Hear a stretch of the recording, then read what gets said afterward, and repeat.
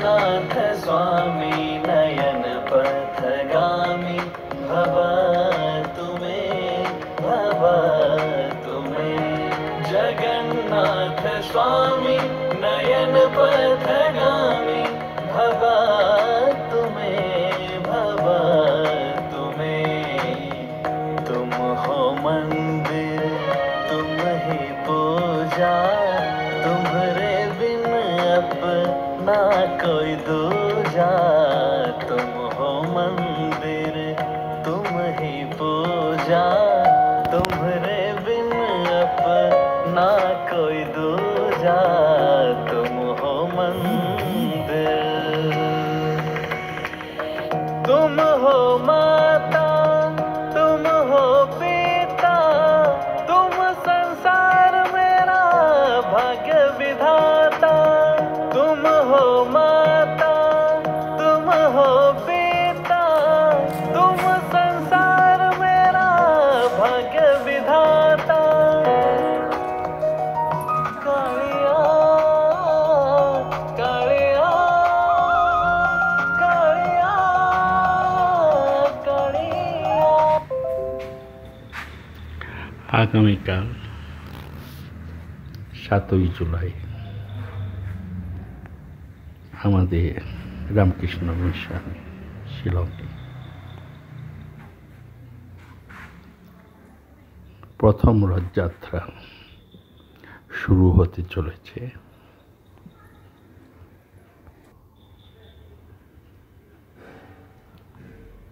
বিকাল 3:30 থেকে 5:30 এবং পুনর্যাত্রা 16ই জুলাই। এর জন্য সকলকে অবগতির জন্য মনে করিয়ে দেওয়ার জন্য সকলকে জানাই আন্তরিক প্রীতি শুভেচ্ছা ও ভালোবাসা। তার পূর্বে আমরা জগন্নাথের বিভিন্ন দিক দিয়ে আলোচনা করছিলাম। আজকের আলোচনার বিষয় মাহেশের রথযাত্রা, যেটি বিখ্যাত। আসুন স্বামী শান্ত ঘনানন্দের মহারাজের কাছ থেকে কিছু বক্তব্য শুনব এবং আপনাদের কাছে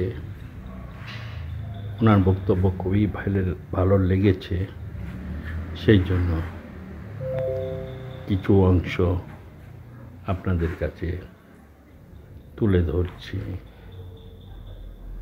যে মাহেশের রথযাত্রা কেন বিখ্যাত, আসুন আমরা ওনার বক্তব্য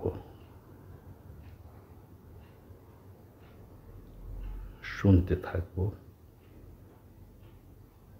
এবং এই বক্তব্যের মাধ্যমে আমরা মহেশ সম্বন্ধে অনেক কিছু তথ্য জানতে পারব। পুনরায় সকলকে জানাই আন্তরিক প্রীতি শুভেচ্ছা ও ভালোবাসা। আর 7 জুলাই বিকাল 3:30 থেকে 5:30, তার মধ্যে আপনারা সকলে চলে আসবার চেষ্টা করবেন।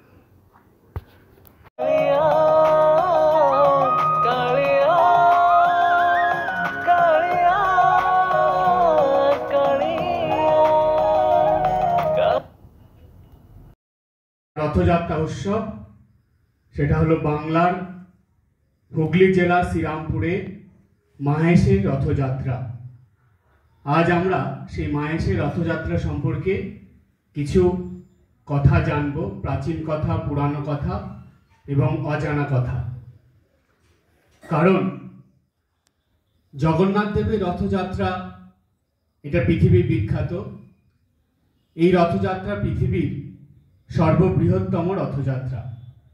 কিন্তু তারপরেই দ্বিতীয় স্থান হলো মাহেশের রথযাত্রা। আজ সেই মাহেশের রথযাত্রা সম্পর্কে আলোচনার মধ্যে যাচ্ছি।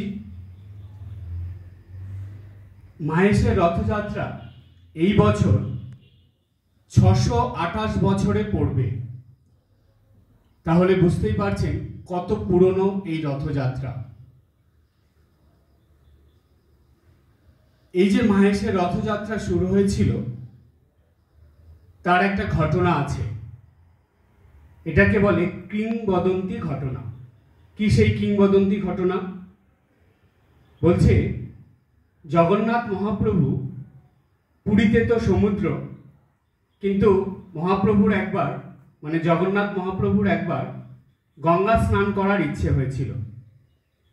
তাই তিনি এই মাহেশ নামক স্থানে গঙ্গার ধারে এসে বিশ্রাম নিয়েছিলেন এবং সেখানে গঙ্গা স্নান করেছিলেন। এই যে জগন্নাথ দেব এসে গঙ্গা স্নান করে যেই ঘাটে বিশ্রাম নিয়েছিলেন সেই ঘাট এখনো আছে। সেই ঘাটের নাম হলো জগন্নাথ ঘাট।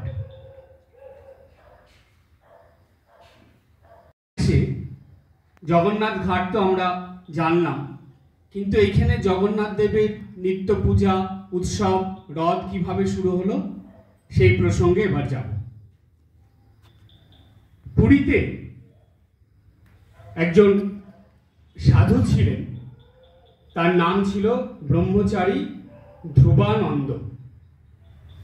এই ব্রহ্মচারী ধ্রুবানন্দ, তার মনে খুব ইচ্ছা হয়েছিল তিনি নিজে হাতে রান্না করে জগন্নাথ দেবকে ভোগ দেবেন। সেই মতন তিনি একদিন নিজে হাতে রান্না করে জগন্নাথ দেবের উদ্দেশ্যে ভোগ নিয়ে গেছেন। কিন্তু মন্দিরের পাণ্ডারা তাকে জগন্নাথ দেবের কাছেই যেতে দেয়নি, সেই ভোগও দিতে দেয়নি। খুব অপমান করে মন্দির থেকে বের করে দিয়েছিল। তখন সেই সাধু খুব মনের দুঃখে পুরীধাম ছেড়ে হাঁটতে হাঁটতে এক নির্জন স্থানে গিয়ে গাছতলায় বসেছিল। তার মন খুব ব্যথিত, মনে খুব কষ্ট পেয়েছে। পাণ্ডাদের উপর তার অভিমান হয়নি, অভিমান হয়েছে প্রভু জগন্নাথের উপর। কারণ তিনি ভাবছেন যে জগন্নাথ দেব যদি ইচ্ছা করতেন তাহলে তো এটা সম্ভব ছিল, তিনি কেন এটা করলেন না। এই কথা ভাবতে ভাবতে গাছতলায় বসে আছেন, ভাবছেন। পথে এত পথ হেঁটে এসেছেন, পরিশ্রান্ত ক্লান্ত হয়ে তার ঘুম এসে গেছে। তিনি ওখানে শুয়েছেন গাছতলায়, ঘুমিয়ে পড়েছেন। তখন স্বপ্ন দেখছেন, স্বপ্নে জগন্নাথ দেব এসেছেন, এসে বলছেন মনে কষ্ট নিয়ে বা অভিমান নিয়ে থাকবে না, তুমি এক কাজ করবে, তুমি মাহেশে চলে যাও। সেইখানে এক ঘাট আছে, জগন্নাথ ঘাট, সেইখানে তুমি আমাকে পাবে, আমাকে ওইখানে প্রতিষ্ঠা করবে, পূজা করবে। আমি তোমার হাত থেকেই প্রথম পূজা নেব এবং ওইখানেই অধিষ্ঠান করব। জগন্নাথ দেবের এই নির্দেশ, স্বপ্নাদেশ পেয়ে ব্রহ্মচারী ধ্রুবানন্দ তিনি রওনা দিলেন মাহেশে। আসলেন সেই জগন্নাথ ঘাটে, এসে সেই ঘাটে স্নান করলেন। করে সেই স্নান করার সময়, স্নান করে যখন উঠেছেন তখনই জগন্নাথ দেবের মূর্তি পেয়েছেন তিনি কাঠের, সেই ঘাটে। সেটা নিয়ে গিয়ে তিনি একটা স্থানে প্রতিষ্ঠা করে নিত্য পূজা করতেন এবং নিজে হাতে রান্না করে ভোগ দিতেন। সেইখানে ধীরে ধীরে জগন্নাথ, বলরাম দেব, সুভদ্রা তিনজনেই তার হাত থেকে নিত্য পূজা পেতে লাগলো এবং প্রতিষ্ঠিত হয়ে গেল। কিন্তু সেইখানে কোনো মন্দির ছিল না, ছোট্ট একটা চালাঘর করে এইভাবে পূজা চলছিল। কিন্তু ভগবান যেখানে অবস্থান করেন সেখানে তিনি কি আর কোনো কিছুর অভাব রাখেন? তাই ধীরে ধীরে এটা যখন প্রচার হলো, তখন শেওড়াফুলি নামে একটা জায়গা আছে, সেইখানে রাজবংশ আছে। সেই রাজবংশের রাজা মনোহর চন্দ্র রায় তিনি এই মাহেশের জগন্নাথ দেবের দর্শনে আসলেন এসে তার এত ভালো লাগলো, তিনি সেইখানে জগন্নাথ দেবের জন্য একটি মন্দির করে দিলেন এবং নিত্যদিন যাতে জগন্নাথের সেবা পূজা খুব ভালোভাবে হয়, তাই তিনি জগন্নাথ দেবের উদ্দেশ্যে জগন্নাথপুর পল্লীগ্রাম একটা জায়গা দান করে দিলেন সেই মন্দিরের জন্য। সেই জায়গাটার নাম হলো জগন্নাথপুর। সেই জায়গার যে ওইখানে জগন্নাথ দেবের জন্য নিত্য ভোগের সবকিছু তৈরি হতো, মানে প্রস্তুত হতো, সেইখান থেকে উপর নির্ভর করেই জগন্নাথ দেবের সেবা নিত্যদিন খুব ভালোভাবে চলতো। এর জন্য কারো কাছে হাত পাতার দরকার হতো না।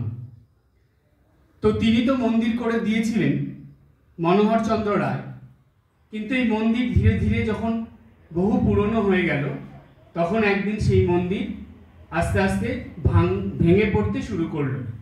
ভাঙতে ভাঙতে ভেঙে পড়লো সম্পূর্ণইটা। তখন কি হলো, মন্দিরের এই দুরবস্থা দেখে সেইখানে সপ্তগ্রামের নিমাইচরণ মল্লিক নামে একজন খুব বড় লোক, তিনি কি করলেন, সেই জগন্নাথ দেবের মন্দির নতুন করে প্রতিষ্ঠা করলেন বা মন্দিরটাকে নতুন করে বানিয়ে দিলেন। সেই মন্দিরের উচ্চতা করলেন 70 ফুট। 70 ফুট উচ্চতা বিশিষ্ট একটা বিশাল মন্দির বানিয়ে দিলেন জগন্নাথ দেবের জন্য। এই উঁচু মন্দির হওয়ার পরে চারিদিকে জগন্নাথের নাম, মানে মাহেশে জগন্নাথের মন্দিরের নাম প্রচার হয়ে গেল, বহু মানুষ আসতে লাগলো।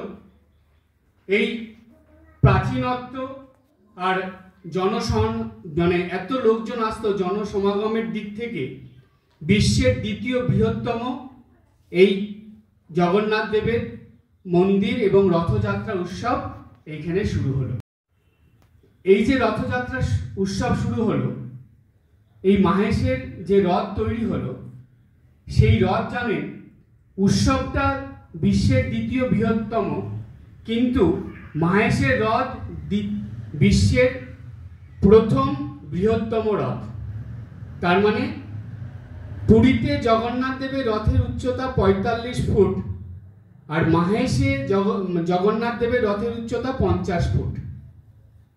পুরীর রথের থেকেও মাহেশের রথ আরো বেশি উচ্চতা বিশিষ্ট, অর্থাৎ প্রথম বৃহত্তম রথ, কিন্তু উৎসবটা দ্বিতীয় বৃহত্তম।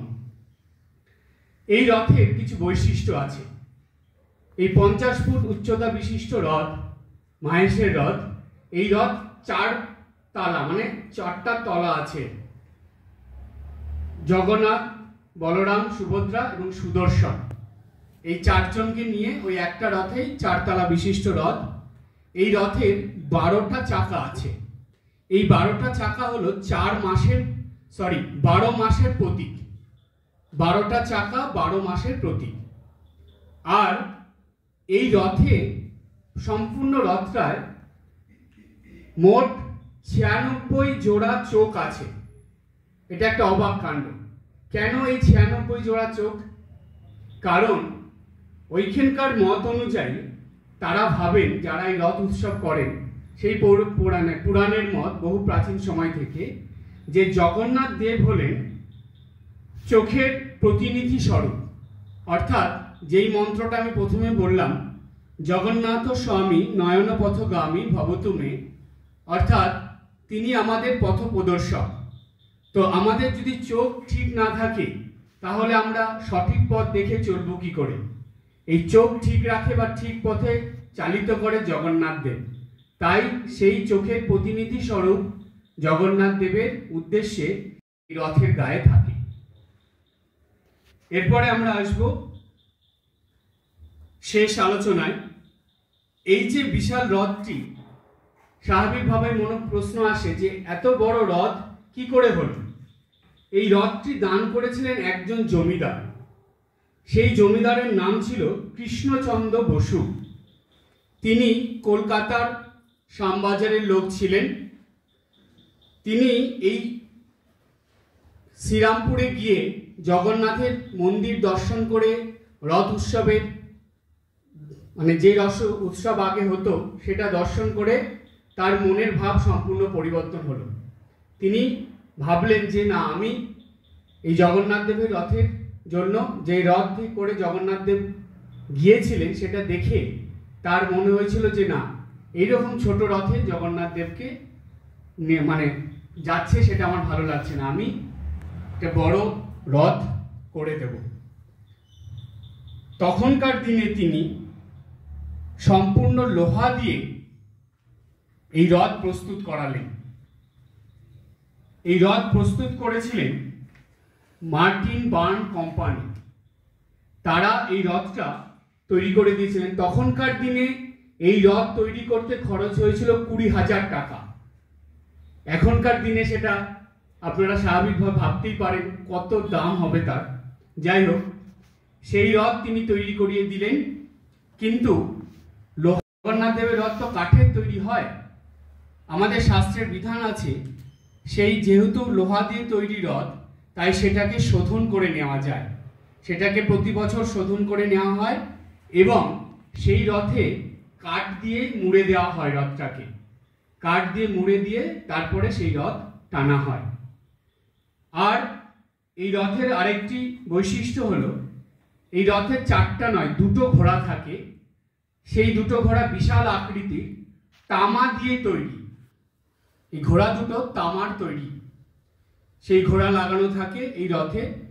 এবং এই মাহেশের রথ যখন যায় তখন মানে স্বয়ং জগতের নাথ প্রভু যে যাচ্ছেন সেটা সবাই বুঝতে পারে যে রাজরাজেশ্বর স্বয়ং জগন্নাথ তিনি যাচ্ছেন। আমরা সবাই পুরীর রথ বলি, কিন্তু কখনো যদি আপনাদের সুযোগ হয়, সেরকম সুবিধা হয়, এই বাংলার হুগলি জেলা শ্রীরামপুরে মাহেশের রথ একবার হলে দর্শন করে আসবেন। কারণ জগন্নাথ দেব সেই ব্রহ্মচারী ধ্রুবানন্দ নামে যে সাধু ছিলেন, তাকে স্বপ্নাদেশ দিয়ে ওইখানে নিজে প্রতিষ্ঠিত হয়েছিলেন। তাই বলা হয় পুরীর পরে এই মাহেশের রথের স্থান। বিশ্বের দ্বিতীয় বৃহত্তম রথ উৎসব রথযাত্রা এবং বিশ্বের সর্ববৃহৎ রথ এই মাহেশেই দেখা যায়। তাই মাহেশের রথযাত্রা রথ উৎসব পৃথিবী বিখ্যাত। পুরী রথের পরেই এর স্থান।